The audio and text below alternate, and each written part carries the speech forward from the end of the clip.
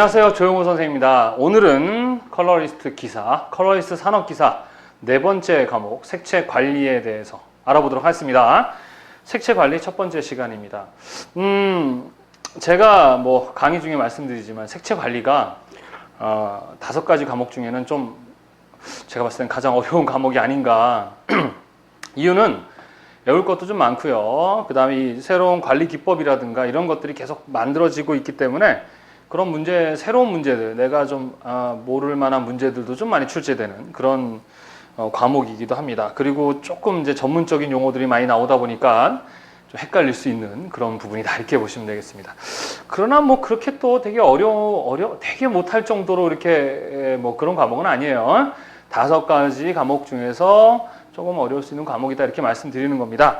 자, 일단은 그러면 색채 관리 어떤 걸 공부해야 될까요? 자, 우리가 지금까지 배웠던 과목들 한번 이야기해 볼까요? 색채 지각에 대해서 공부를 했었습니다. 그죠? 네, 색채 지각이란 색을 보고 우리가 어떻게 느끼는가에 대한 원리를 공부를 했었고요.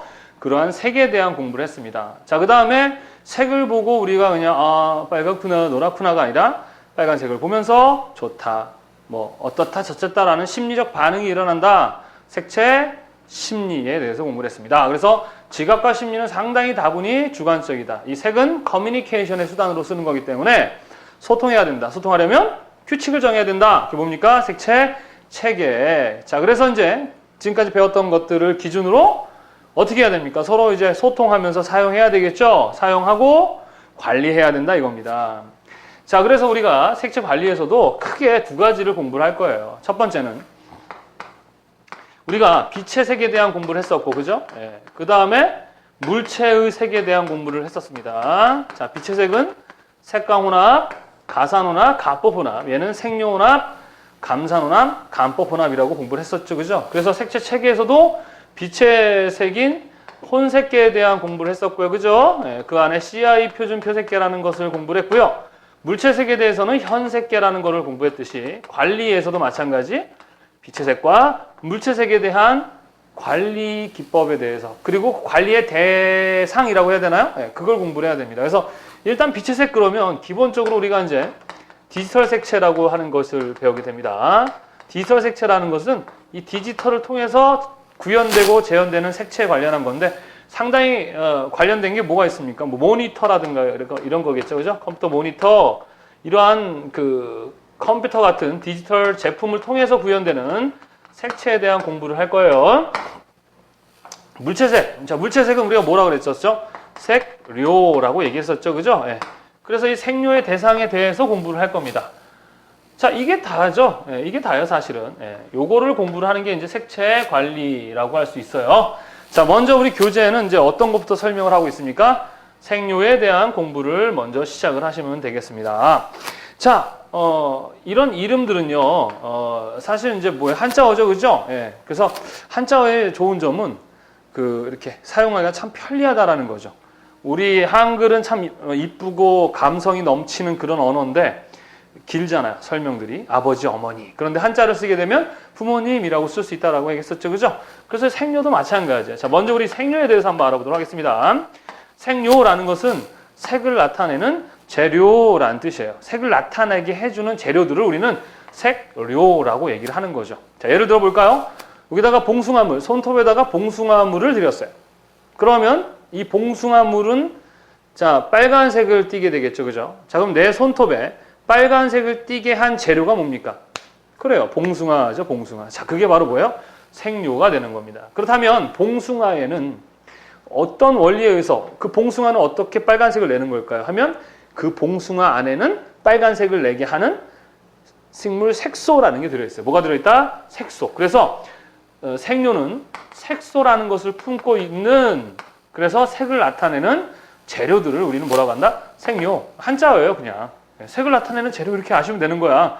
어렵게 생각하지 마십시오. 그래서 색을 나타내는 재료, 물체색입니다. 2가지가 있어요. 하나는 염료라는 것이 있고 하나는 안료라는 게 있어요. 뭐가 있다? 염료와 안료라는 게 있어요. 아셨습니까? 자, 이것을 나누는 기준은 둘 다 그냥 색료예요. 색을 나타내는 재료인데 이 2가지를 나타내는 기준이 되는 것은 뭐냐? 염료는 물과 기름에 녹는다 안 녹는다? 녹는다. 안료는 물과 기름에 안 녹는다. 안 녹는다. 자, 선생님이 항상 암기하는 법을 얘기하는데 안료는 이렇게 해보세요. 안 녹아요 라고 해보세요. 따라해보세요. 안 녹아요. 녹아요 안 녹아요? 안 녹아요 해서 안료야. 물론 아니에요. 그냥 선생님은 암기법을 얘기해줬죠. 에어플레인은 빨라, 빌딩은 높아. 이런 거는 이제 선생님이 최초로 다 한 거예요. 나중에 근대 디자인에서 암기법이라 이런 건데 가끔 그 제가 얘기한 이 암기법을 가지고 강의하시는 선생님들이 계시더라고. 좋습니다. 쓰셔도. 어쨌든 선생님 먼저 만든 거야. 그럴 수 있는 것은 제가 좀 암기력이 딸려요. 대신 창의력이 있다 보니까 여러분들 좀 편리하도록 암기법을 만든 거니까 유치하다고 욕하지 마십시오. 아셨죠? 안 녹아요. 그럼 나머지는 녹아요. 물과 기름에 녹아요 라고 얘기하면 염료. 그래서 보통 생료에는 안료와 염료 두 가지가 있습니다. 아셨습니까? 그래서 염료는 보통 염색이라 그래요. 염색. 염료는 물과 기름이 녹다 보니까 물과 기름에 녹여서 사용을 하게 되는 거예요. 그래서 그 안에다가 내가 염색하고자 하는 뭐 천이라든가 이런 그 것들을 넣어서 색을 입히는 방식이 바로 염료고요. 안료는 물과 기름이 녹지 않고 표면에다가 덮는 거예요. 그러니까 우리 관련한 게 뭐 있죠? 페인트 같은 도료라든가 우리 인쇄할 때 쓰는 인쇄 잉크라든가 이런 것들 다 뭐에 속합니까? 안료에 속한다. 이렇게 보시면 되겠습니다. 어렵나요? 어려워요? 아니죠? 네. 자, 일단은 그래서 우리가 오늘은 이 염료, 안료, 뭐 물체색 이런 것들을 이제 첫 번째로 공부를 하게 되는 겁니다. 자, 생료 이해하셨습니까? 자, 그렇다면 이 생료라는 거, 이 생료를 선택할 때 고려해야 할 사항 그래가지고 우리 교재 나와 있죠, 그죠? 예. 일단은 색을 입힐 때 뭘 고려해야 될까요? 이 생료를 우리가 사용할 때 그렇죠, 비용이 되게 중요합니다. 우리 사람에게 있어서 제일 중요한 게 뭐죠? 다 필요 없어요. 돈입니다. 그죠? 예, 돈. 그래서 비용 고려해야 돼. 그죠? 예, 그래서 생료도 종류가 되게 많습니다. 그래서 비용적인 부분도 고려해야 되고, 그 다음에 착색의 결례성이라고 그래가지고, 결례성이라는 거는 얼만큼 견고한가예요. 그래서 우리가 이런 생료를 쓰게 되면 사실은 오랫동안 변하지 않고 색이 유지가 되는 것도 되게 중요합니다. 칠해놨다가 나중에 이렇게 관리가 잘 안 되면 도리어 안 칠하는 것보다 훨씬 보기가 좋지 않아요. 자, 그 다음에 다양한 광원에서 색채 현상에 대한 고려. 자, 다양한 광원에서, 자, 이 광원은 곧 빛이죠. 빛입니다. 광원은 빛인데 곧 이것은 색이죠. 그래서 어떠한 광원에서도 어떻게 색이 그 연색성 유지를 하는가, 어떤 빛에 의해서 바뀔 수도 있겠죠, 그죠? 뭐 이런 것들, 다양한 광원에서의 어때요? 색채 현상에 대한 부분까지도 고려해야 돼요. 웬만하면 연색성, 그러니까 자연의 색깔과 같은 동일한 색이 유지되도록 하는 것이 어때요? 이 색료를 선택할 때 중요한 세 가지 요소. 물론 이거 외에도 우리가 고려해야 되겠지만 이제 시험에 나왔던 부분을 이제 정리해 놓은 게 비용과 얼마큼 잘 변하지 않는 결례성, 그 다음에 다양한 광원에서도 얼마큼의 그 연색성을 유지할 수 있는 거예요. 연색성이 뭐죠? 같은 색도 달라 보이는 거죠, 그죠? 또는 자연색과 얼만큼 동일한가를 나타내는 정도, 연색지수, 예, 그런 것들을 이제 고려한다라는 거. 자, 그리고 이제 교재를 보게 되면은 이제 컬러 인덱스라는 게 나와 있습니다. 자, 컬러 인덱스라는 게 뭐냐면은 인덱스는 이제 표준 이제 기준이 되는 거거든요. 그래서 많이 사용하는 이제 사실은 이 색료를 만드는 기업도 많아요, 안 많아요? 되게 많습니다. 많고 아주 다양한, 과거에는 이제 뭐 과거에 비해서 지금 현재 우리가 사용하는 색료의 양이라든가 이런 것들이 상당히 많아지게 되죠. 그러면 이제 그것을 같이 효율적으로 쓰기 위해서는 뭐 할 필요가 있다? 관리할 필요가 있어요. 그래서 한마디로 그 많은 그러한 색료의 종류들을 기업마다의 그런 종류들을 하나의 책자에 어떻게 해요? 숫자를 주고 나름대로의 그 번호를 줘서 사용할 수 있도록 편리하게 정리해 놓은 그러한 하나의 안내 책자다, 이렇게 보시면 되겠습니다. 그래서 약 9,000개 이상의 염료에 관련한 것과 약 600개 정도의 안료가 되는 것들을 고유 번호로 주고 기업마다 또 해서 표시를 해 놓은 거죠. 교재를 보시면 나와 있어요. 그래서 요것도 시험에 아주 자주 출제가 되고 있습니다. 1924년 이후에 계속해서 출제가 되고 있다라는 거. 출제된다. 계속해서. 왜 계속 1판, 2판, 3판 이렇게 나올까요? 그만큼 뭐 색이 더 개발이 되고 회사들도 또 많이 또 나타나겠죠. 그죠? 그래서 컬러 인덱스 가끔 시험에 나오니까 교재나 내용을 보시고 조금 알아두시면 될 것 같습니다. 자, 그 다음에 색소에 대한, 자, 이제 먼저 여기까지 이제 됐죠. 색료에 대한 이야기는 끝났습니다. 자, 그러면 우리 그 색소에 대해서 먼저 알아보도록 하겠습니다. 첫 번째 색소, 그 다음에 염료, 그 다음에 안료, 이런 순서대로 한번 알아보도록 하겠습니다. 색채 관리라는 부분은 일단 먼저 이 물체 색에 대한 색료에 대한 부분을 관리하는 거기 때문에 관리 대상인 색료를 이해해야 되고, 그 다음에 이제 디지털 색채에 대해서 이제 공부를 할 것입니다. 그 다음에 관리에 아주 가장 중요한 것은 뭘 하기 위한 것이죠? 전달하기 위한 것이에요. 물론 전달을 100% 똑같이 전달할 수는 없지만 뭘 줄이기 위한 목적이다? 오차를 줄이기 위한 목적이다.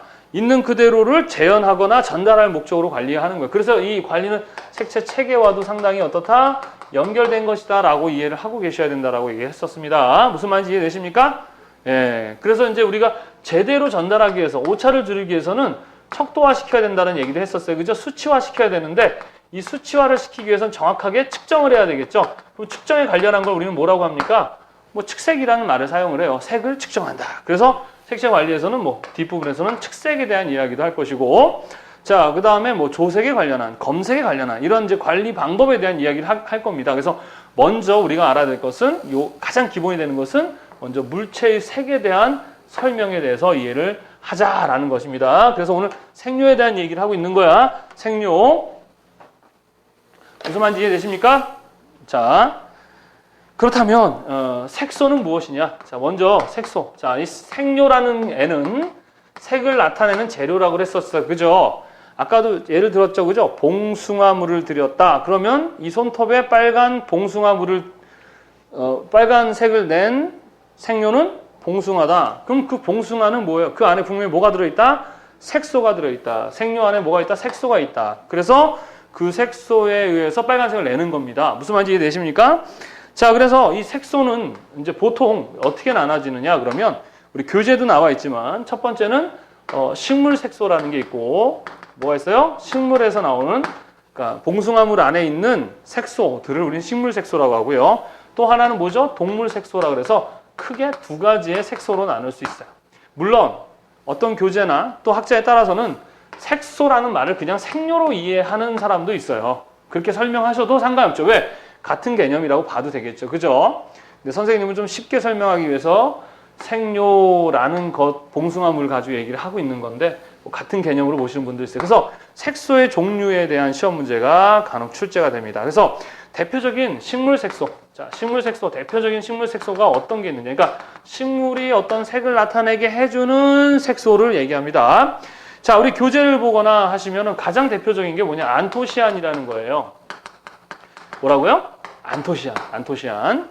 자, 안토시안은요, 자, 우리가 이제 그 염색이라는 걸 하게 되잖아요. 이제, 그래서 이제 쪽염료 같은 거는요, 원래 이제 파란색을 염색을 하거든요. 그런데 사실은 그 쪽염료를 처음에 이렇게 어떻게, 이제 으깨가지고 물을 뺀 다음에 그 물에 천을 염색을 하면 파란색이 안 나옵니다. 초록이 나오죠. 그런데 이제 으깬 물에다가 그 조개 껍질 이런 거 산성을 좀 막아주고 그거를 이제 며칠 이렇게 묵혀두면 그리고 거기다가 염색을 해서 이렇게 털어내면 파란색으로 바뀐단 말이에요.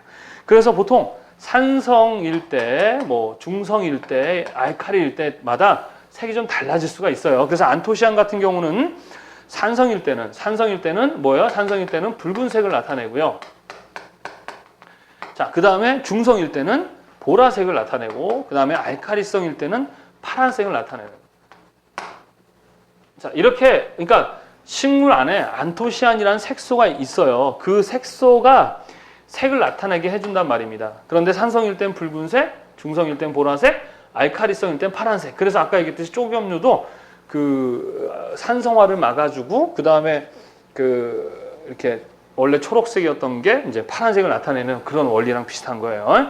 그래서 안토시안은 이제 주로 빨간색을 나타내는 식물들이 뭐가 있어요? 뭐 곽꽃, 국화, 포도주 이런 거. 포도주 같은 경우도 우리가 이렇게 보면 약간 빨간색이지 않습니까?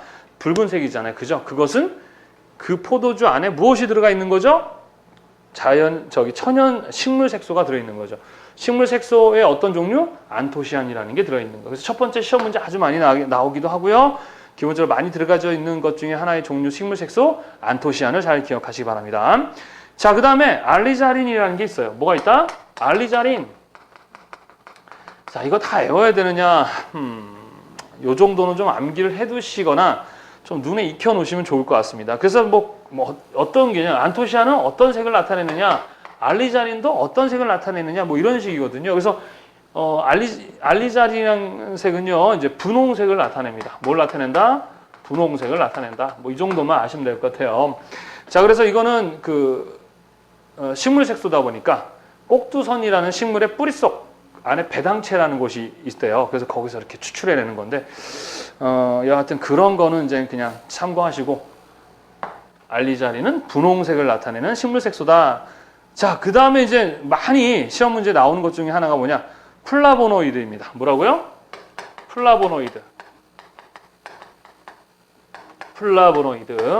요게 이제 시험에 아주 많이 나오는 건데, 얘는, 다색을 나타내요. 그러니까 노랑에서 주황 또는 흰색, 파랑 이런 식으로 마찬가지로 이 플라보노이드 안에서 플라본이라는 걸 추출해 가지고 그걸 어떻게 하느냐에 따라서 노란색도 됐다가 노란색과 주황색 사이가 나왔다가 또 흰색도 됐다가 더 파란색이 됐다 하는 다색, 다망색, 노랑주황, 흰색, 파랑 이런 것들을 다양하게 나오게 하는 플라보노이드라는 식물 색소가 있어요. 이거는 앵꼬초라는 그 안에도 들어가 있겠죠. 그래서 플라보노이드도 좀 잘 기억하시고 플라보노이드랑 플라본이라는 거랑 같은 개념이라고 보시면 됩니다. 그 다음에 크로로필, 그 다음에 카사민, 크로틴, 크산토필, 뭐 이런 것들까지, 그 다음에 뭐 푸코크산틴, 피코시아닌, 그 다음에 피코에라드린, 뭐 이런 것들이 다양하게 이것만 있는 것이냐? 그건 아닙니다. 되게 많아요. 식물 색소도 많긴 한데 이제 시험에 나왔던 것들을 주로 제가 정리를 해놓은 것입니다. 그래서 다는 암기할 수는 없겠지만 여기 나와 있는 안토시안, 알리자린, 플라보노이드, 크로로필, 카사민, 크로틴, 크산토필까지는 좀 암기를 해두시면 좋다. 근데 이걸 다 암기할 필요 없이 그냥 대충 어떤 색이 나오는가 정도만 이해를 하시면 되고, 여기서 우리가 보통 보면은 거의 대부분이 장파장의 색들이 많아요. 단파장 색보다는. 자, 여하튼 식물 색소의 종류를 여러분들이 조금 기억해 두시면 좋겠고, 강의 끝나고 나면 여러분이 조금 더 이렇게 정리를 하시기 바랍니다. 이거 하나하나 뭐 설명해봤자 똑같은 내용이기 때문에. 그냥 식물 색소. 그 다음에 이제 동물 색소라는 게 있다. 동물 색소라는 거, 뭐 우리 인간의 몸에 피가 보면 어때요? 빨간색이지 않습니까? 그죠? 그 빨간색인 이유는 뭘까요? 피 안에, 자, 피를 흘렸습니다. 옷에 물이 들었습니다. 그러면 이 옷에 빨간색을 묻힌 생료는 뭐다? 피가 되겠죠. 그러면 그 피 안에는 어떤 게 있기 때문에 우리 빨간색을 낸다? 그러면 뭐 이건 많이 들어봤죠? 헤모글로빈이라는 거, 그죠? 헤모글로빈이라는 동물 색소에 의해서 붉은색이 나오고 보통 혈액 속에 많이 함유되어 있는 동물 색소다라고 했었습니다. 자, 그래서 많이 나오는 5가지. 헤모시아닌, 뭐요? 헤모시아닌. 그 다음 두 번째 보니까 카로티노이드, 헤모글로빈, 아까 얘기했던 헤모글로빈. 그 다음에 이제 진짜 많이 나오는 것 중에 하나가 뭐예요? 멜라닌 색소라고 들어보셨죠? 그죠? 멜라닌. 그 다음에 헤모시아닌. 헤모시아닌은 있죠. 자, 헤모시아닌, 멜라닌. 이렇게 4가지 이 종류를 다 기억하시기 바랍니다. 자, 헤모시아닌 무슨 색? 담청색. 그래서 오징어, 문어, 새우, 게 등에 나오는 그 청색이긴 한데 좀 약간 어두운 청색을 얘기합니다. 담청색. 그 다음에 카로티아닌과 헤모글로빈은 어떤 색입니까? 붉은색을 나타냅니다. 그 다음 멜라닌 색소는 우리가 이제 검은색이나 갈색 같은 거 나타내요. 우리 머리카락 같은 게 이렇게 뭐예요? 피부나 머리카락의 색이 다르게 보이는 이유가 어떤 색소에 의한 것이다? 멜라닌 색소다. 이거 시험에 아주 많이 나와요. 왜냐하면 아주 기본이 되기 때문에 이게 제일 많이 나옵니다. 멜라닌. 우리 머리카락과 피부의 색의 차이가 왜 나느냐라고 물어보면 멜라닌이라고 이렇게 보시면 되겠습니다. 자, 그래서 동물 색소는 요 네 가지, 헤모시아닌, 카로티노이드, 그다음에 헤모글로빈, 그다음 멜라닌 요 네 가지를 좀 기억하시고요. 식물 색소도 적어도 안토시안, 알리자린, 플로보노이드, 클로핀, 카사민, 카라틴, 크산토필까지. 물론 교재에는 푸코크산틴, 피코시아닌, 피코에리드린이 있는데 기본적으로 앞에 있는 7가지 정도는 좀 암기를 해놓거나 또는 암기는 아니더라도 눈에 좀 익혀놓으십시오. 시험에 많이 나오지는 않지만 가끔 출제되니까 느낌으로 좀 알아두시면 될 것 같아요. 너무 부담 갖지 마세요. 다행히 시험에 많이 출제가 되지는 않지만 기억해 두시기 바랍니다. 자, 이렇게 해서 색소에 대한 설명을 마무리하도록 하겠습니다. 자, 이해하셨나요? 예, 다시 한번 정리를 해볼게요. 우리가 지금 색료에 대한 이야기를 하는데 이거는 이제 물체 세계에 대한 이야기죠. 물체 세계 대상이 되는 색료.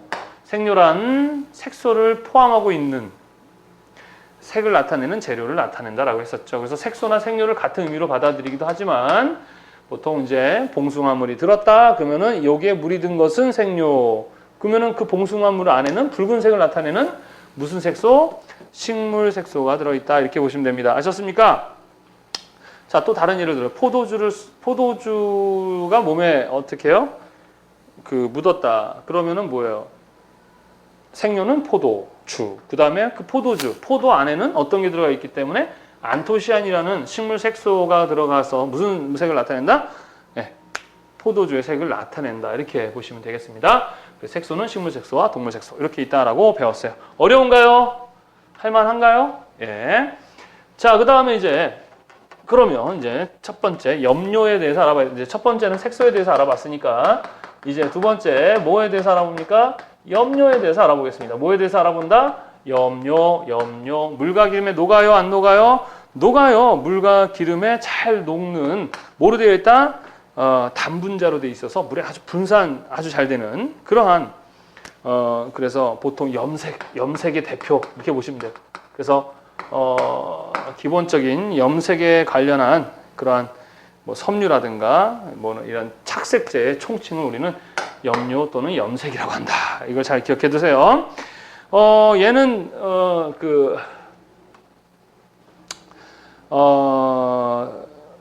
교재를 보면 이제 뭐 최초의 그 합성 염료라고 되어 있는데 자, 일단 그거는 나중에 설명하도록 하고요. 일단은 그 염료의 종류에 대해서 좀 알아볼 필요가 있어요. 그래서 보통 염료는 어떤 염료가 있느냐? 일단은 첫 번째는 천연염료라는 게 있어요. 뭐가 있다? 천연염료. 이거는 이제 자연에서 얻어내는 염료겠죠? 그러면은 천연염료와 반대되는 게 뭘까요? 인공염료죠. 누가 만들어낸 걸까요? 사람이 만들어낸 염료를 우리는 인공염료. 일단 이 두 가지로 먼저 설명을 합시다. 교재의 순서는 이제 우리 한국산업인력공단에서 이제 이 차례를 쫙 필기에 관련한 차례가 있거든요. 그래서 그 차례대로 교재를 정리는 했는데 그대로 하게 되면 좀 설명이 왔다리 갔다리 합니다. 그래서 선생님은 교재 위주로 하되 약간 몇 가지 순서를 좀 바꿔서 설명할 수 있으니까 헷갈려 하지 마세요. 예, 일단은 먼저 크게 설명을 좀 하도록 하겠습니다. 그래야 여러분들이 이해하기도 쉽고 편하기 때문에 그래요. 자, 천연염료는 자연으로부터 얻어내는 염료예요. 우리 색소에서도 천연 색소에 대한 얘기를 했었죠. 그죠? 그래서 과거에는 우리가 이런 인공염료 자체를 만들 수 있는 기술이 없었고 교재 이제 얘기를 할게요. 우리 이 최초의 그 인공 합성 염료가 뭐냐 그러면 1856년 누구? 1856년 그 영국의 퍼킨이라는 사람이 욕같네 그죠? 퍼킨이라는 사람이 합성 염료인 인공 염료란 얘기예요. 보라색인 모브. 그래서 우리 요즘에 그 머브라 그러죠? 머브. 보라색. 그래서 퍼킨이 머브를 개발했다. 그 이후에 인공 염료는 상당히 많이 개발이 되고 있고 천연 염료가 더 수가 많을까요?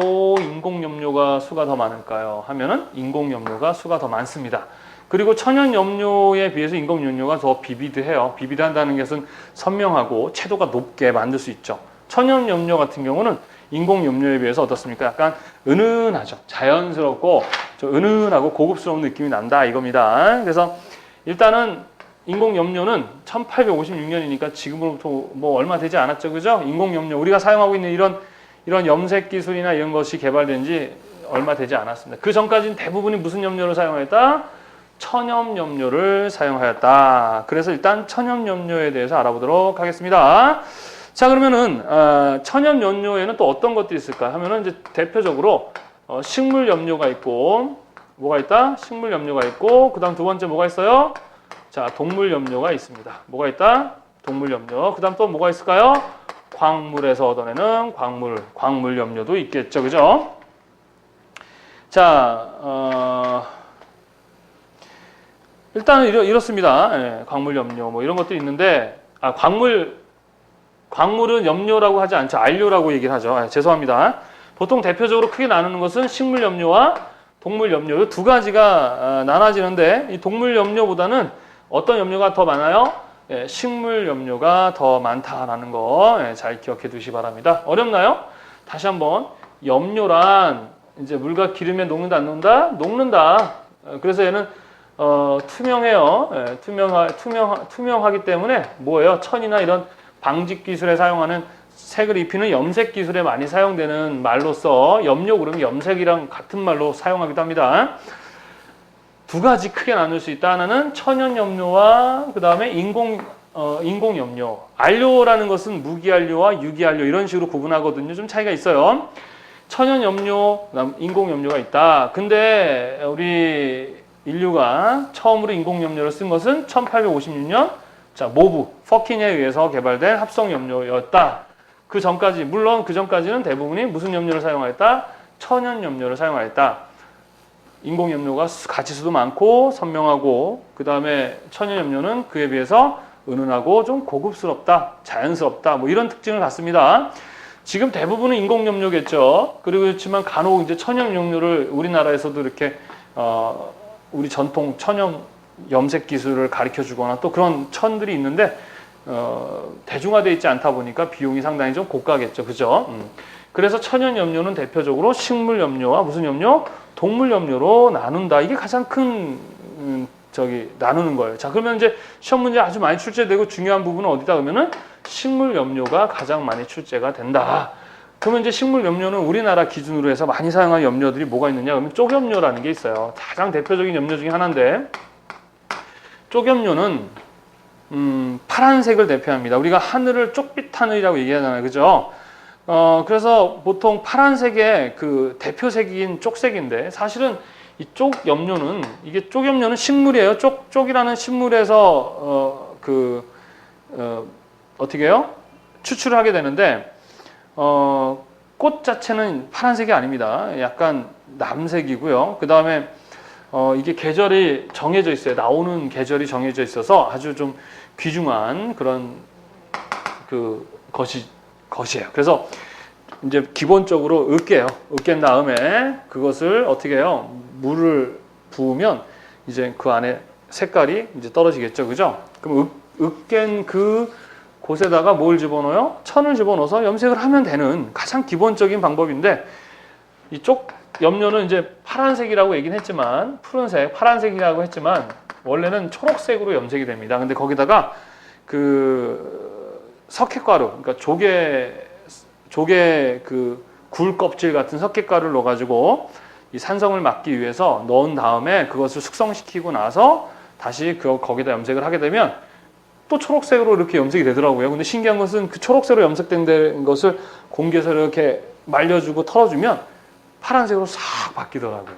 자, 하여튼 그런 게 이제 그 쪽염료입니다. 그래서 그런 방식으로 염색을 한다라는 거. 그래서 교재에 보면은 하늘빛을 나타내기도 하고, 그 다음 횟수를 거듭하면은 뭐 색깔이 변한다 했었죠? 예, 맞습니다. 예, 제가 얘기했던 그런 내용. 그 다음 청색 지향 의식이라든가 또 우리 청동에서 동쪽이 청색을 기원하고 또 그쪽이 뭘 나타내요? 봄을 나타내는 그런 의미도 갖기도 한다. 그래서 상징도 좀 이해해 두시고 많이 사용하는 겁니다. 그 다음에 이제 홍화염료라는 게 있어요. 자, 이 홍화염료는 이제 주홍색이라고 해서 붉은색이죠, 붉은색. 주홍색을 띈다 그래서 주홍색. 근데 이 색은요, 이 홍화염료, 주홍색 같은 경우는 아주 귀중하죠. 이 빨간색 자체는 이제 아무나 입을 수 있는 옷이 아니었습니다. 그래서 이거는 그 임금이 입던 그 홍룡포 있죠? 다홍색, 홍색. 그 색을 나타낼 때 바로 이 홍화 염료를 이용해서 붉은색을 나타내게 했었거든요. 근데 이게 처음에 붉은색이 이렇게 되는 게 아니죠. 여러 번. 그래서 뭐 왕의 옷은요, 뭐 한 25번 정도의 염색을 거쳐서 그 진한 느낌의, 선명한 느낌의 우리 인공 홍룡포를 뭐 했다? 염색하는 그런 것 중에 하나였고, 이 홍화염료도 마찬가지 7월, 8월에만 나오기 때문에 아주 귀중한, 쪽염료도 물론 그렇지만 이 홍화염료가 좀 더 귀중한 염료였다. 그래서 방충성도 있었어요. 방충성이라는 게 뭡니까? 벌레로부터 어떻게 해요? 물리지 않도록 해주는 것이고, 그 다음에 피부에 바르면은 이제 화장품처럼 사용할 수 있었어요. 그래서 산소를 공급해줘서 탄력도 유지할 수 있었고, 혈액순환을 돕는 치료에도 사용되었다. 그리고 주로 무슨 색? 주홍색을 나타내는 염료가 홍화염료. 자, 그 다음에 나머지 또 중요한 게 뭐냐 그러면 뭐 자초염료라는 게 있는데, 얘는 무슨 색? 자색이다. 자색. 약간 자색이 뭐예요? 보라색 계열이죠, 그죠? 그 다음에 치자염료라는 게 있습니다. 치자염료. 자, 이것들은 다 뭐예요? 우리 사진에도 나오지만 다 그 식물로부터 얻어내는 색소를 나타내는 거예요. 염료를 나타내는 거죠. 이런 색들을 내는 건 이 안에 다 뭐가 들어있다? 식물 색소들이 들어있다. 그래서 색소들이. 치자염료는 이제 적홍색으로 일단 나오는데, 황색이죠. 황색이면서 약간 적홍색. 그러니까 황색이라는 것은 노란색인데 약간 주황색 기미까지 간다는 얘기예요. 그래서 종이나 직물의 영색 및 식용 색소로도 사용하던 천연염료다. 치자. 자, 얘는 뭐다? 황색 또는 적홍색 정도의 느낌이었다. 그래서 과거에는 이 빨간색이나 이런 붉은색 계열이 좀 더 비쌌어요. 예. 그 외에 이제 우리가 소목염료라는 게 있어요. 자, 이 소목염료는 어떤 색을 나타냅니까? 대표적인 다색성 염료식물이에요. 그래서 한 가지 소목염료로부터 어떤 색들이 나올 수 있다? 황색, 적색, 자주색, 흑색. 쪽염료도 사실은 한 도색이 나오죠. 이것도 다색인데, 일단 대표적인 소목염료는 다색염료입니다. 이것도 산성화를 시키느냐, 중성이냐, 알칼리성이냐에 따라서 황색이 됐다가, 그 다음에 적색이 됐다가, 보라색이 됐다가, 또는 흑색도 될 수 있다라는 거. 그 다음에 이제 오배자라는 게 있죠. 오배자는 무슨 색? 적색을 나타낸다. 아우, 짜증나, 그죠? 왜? 애울 게 좀 많잖아요. 그죠? 벌써 아까 색소에서의 종류, 천연 색소와 동물 색소는 조금 많이 들어봐서 그렇다 치지만, 천연 색소 좀 암기를 해야 되고, 또 염료의 종류인 식물 염료의 대표적인 애들. 근데 이거는 좀 가장 많이 우리나라에 사용되고 있는 그 염료들이거든요. 그래서 여러분들이 좀 알아두시면 기본적으로 도움이 많이 될 수 있기 때문에, 이거는 좀 알아서 허세 좀 떨고 아는 척 하기 위해서 여러분들이 암기해 두셨으면 좋겠습니다. 그래서 이것도 마찬가지, 아까 얘기했던 쪽이나 홍화염료나 이렇게 몇 가지 특징들만 이해하시고 각각 어떤 색들을 염색할 때 쓰는가를 연결해서 여러분들이 기억해 두셔야 됩니다. 그래서 좀 출제가 이 식물 염료는 아까 천연 색소보다 조금, 식물 색소보다 좀 많이 출제가 되기 때문에 잘 기억하세요. 그리고 식물 염료와 식물 색소의 차이는 뭐냐? 그러면 식물 염료인 얘네들 사이 안에 식물 색소들이 들어가서 이런 색들을 나타내는 거다라고 이해를 하시면 되겠습니다. 아셨죠? 자, 그 다음에 동물 염료 대표적인 것은 이제 오징어 먹물, 세피아죠. 세피아가 오징어 먹물입니다. 담청색. 그 다음에 조개에서는 자주색, 진호색. 그 다음에 코치니를 그래서 연지벌레라고 해서요. 그 연지벌레는 이제 붉은색, 우리 적색이나 적갈색 나타내는데, 우리가 사용하고 있는 이제 카민이라는 시험 볼 때 쓰는, 이제 우리 실기 시험 볼 때 쓰는 포스터 물감이 있거든요. 이제 그런 것들이 바로 이런 연지벌레를 잡아서 만든, 붉은색을 나타내는 대표적인 동물 염료. 그래서 연지벌레, 코치니 잘 기억해 두시기 바랍니다. 자, 그 다음에 인공염료는 사람이 만든 거죠. 그죠? 인공염료는 사람이 만든 건데, 이제 대표적인 게 뭐, 인공염료 안에는 어떤 것들이 있을까 하면은, 뭐, 많아요. 근데 그 중에서 여러분들이 조금 더 기억해둬야 할 게 뭐냐 그러면, 형광염료라는 게 있습니다. 뭐가 있다? 형광염료. 이거 시험에 아주 많이 나오거든요. 형광이라는 것은요, 밝아도 좀 너무 밝고 선명해도 너무 선명한 거를 우리는 보통 형광기라고 얘기를 하거든요. 네, 형광염료. 인공염료 종류는 되게 많아요. 그래서 이거는 인덱스라 그랬었죠. 인덱스, 컬러 인덱스 거기에 정리가 되어 있어요. 근데 엄청 많죠, 그죠? 예, 그래서 그걸 다 암기할 수는 없고 그 인공염료에 대한 시험이 나올 때는 보통 어떤 부분이 나오더라? 형광염료가 나오더라. 그럼 형광염료는 어떤 거냐 그러면 선명하게 밝게 해주는 역할을 하는 거예요. 그러니까 아주 희게 해주는 거죠. 희게. 근데 조금만 써도 되는데 양을 많이 쓰게 되면 약간 청색이 되어버리는. 아셨습니까? 예, 그래서 종류는 뭐 스틸벤, 아미다졸, 쿠마린 유도체, 페놀프탈레인이라는 형광 염료들이 있더라. 아셨습니까? 자, 그래서 시험 문제 아주 인공 염료를 대표해 나오는 것이 이제 형광 염료고요. 그 다음에 식용 염료라는 게 있어요. 식용 염료. 무슨 염료? 식용 염료. 예, 대표적인 식용 염료. 식용 염료라는 뭐한 염료죠? 먹을 수 있는 거죠. 보통 어떤 거? 식용할 수 있고 뭐 의약품, 화장품에 사용되는 일단은 사람들이 먹는 거 또는 바르는 거 우리 인간과 관련된 거라서 아주 엄격하게 어떻게 해야 돼? 관리를 해야 되겠죠. 그래서 우리나라 그 법에 사용할 수 있는 염료는 정해져 있다. 그래서 합성 염료는 10가지 정도 그리고 합성 염료는 10종과 그리고 알루미늄 레이크 6종 그래가지고 보통 16종 정도가 이제 되어 있는데 이거는 언제든지 변할 수가 있어요. 그래서 안토시안, 이거 식물 색소 얘기했었죠, 그죠? 플라보노이드도 그렇죠. 예, 그 다음에 색소네, 그죠? 아조게, 그 다음에 안트라키논계 염료가 가장 이 식용 염료로 많이 사용되고 있다. 아셨습니까? 그걸 이용해서 식용 색소를 만들고 있어요. 자, 이렇게 구분을 좀 하시면 되겠습니다. 이렇게 해가지고 뭐에 대한 공부?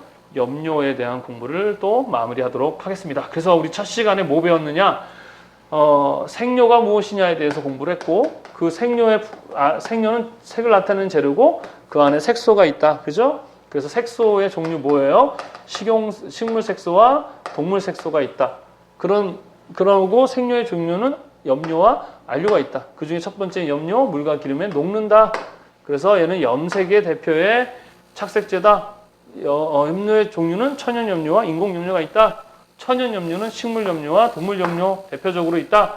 식물염료 종류, 쪽염료, 홍화, 자초, 치자, 소목, 오배자. 또 하나 그 청바지 그러면 생각나는 인디고, 그죠? 예, 그런 종류들이 있다. 각각마다 이런 색들을 나타낸다. 동물염료, 뭐 코치니, 연지벌레든가 세피아, 먹, 그죠? 예, 그런 것들. 인공염료는 1856년 퍼킨이 처음으로 합성 염료를 만든 뭐보다 인공염료는 되게 많은데 그것을 정리한 게 컬러 인덱스다. 회사 이름과 각각의 번호를 주고 정리해 놓은 컬러 인덱스 그리고 시험에 이제 인공염료로 많이 나오는 게 형광염료와 식용염료다. 이렇게 이해를 해두시면 되겠습니다. 여기서 보통 한 문제 내지 많게는 세 문제까지도 출제가 됩니다. 오늘 배운 내용에서 잘 기억해 두십시오. 자, 색채 관리 부분은 여기까지 이제 여러분 어때요? 벌써 암기할 것이 많은 대비 출제되는 양이 적죠. 그러니까 좀 공부하기가 좀 귀찮은 그런 파트이기도 합니다. 자, 그렇지만 어떻게 해야 돼요? 꽈락이라는 제도가 있기 때문에 그냥 넘어가시면 안 되겠습니다. 자, 오늘 여기까지 배운 거를 어떻게 해야 됩니까? 다시 수험서를 보고 뭐 계속 말씀드리지만 아무 교재나 써도 됩니다. 뭐 강의 듣고 나서 보셔도 되는데 이제 지금 선생님 설명하고 있는 교재는 제가 직접 편저한 쓴 예문사의 컬러리스트 수험서를 가지고 하고 있습니다. 이왕이면 이제 선생님 교재를 쓰시면 좋겠다는 거고요. 자, 예문사 컬러리스트예요. 자, 그리고 오늘 강의 든 걸 다시 암기를 하셔야 되겠습니다. 아셨습니까? 네.